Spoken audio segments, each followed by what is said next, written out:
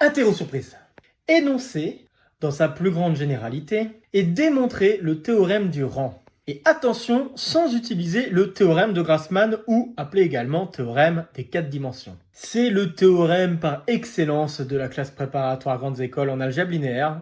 Et beaucoup d'étudiants ont encore du mal à prouver ce théorème, encore plus sans utiliser le théorème des 4 dimensions. Alors, un petit point révision s'impose.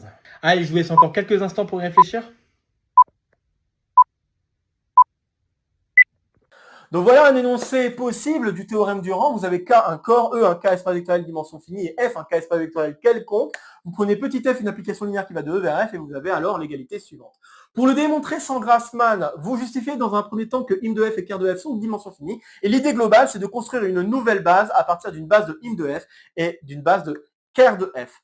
Donc, vous allez prendre votre base de im de f, votre base de ker de f, vous allez prendre les antécédents des éléments de la base de im de f et vous allez alors construire une famille qui va être formée des antécédents que vous avez trouvés et des éléments que vous aviez dans votre base de ker de f. Reste à montrer que cette famille est libre et génératrice. Pour montrer qu'elle est libre, rien de plus facile, vous passez par la définition et vous appliquez f, ce qui va dégager tous les éléments de votre noyau. Vous allez utiliser la base que vous aviez pour im de f pour conclure que les coefficients devant les epsilon i valent 0, ce qui va permettre d'induire que les coefficients devant chacun des EI vont valoir aussi 0.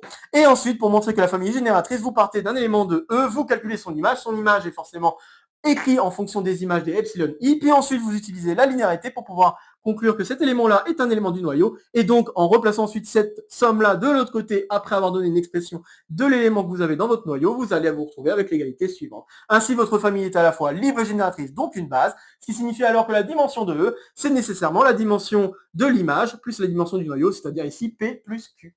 Voilà tout.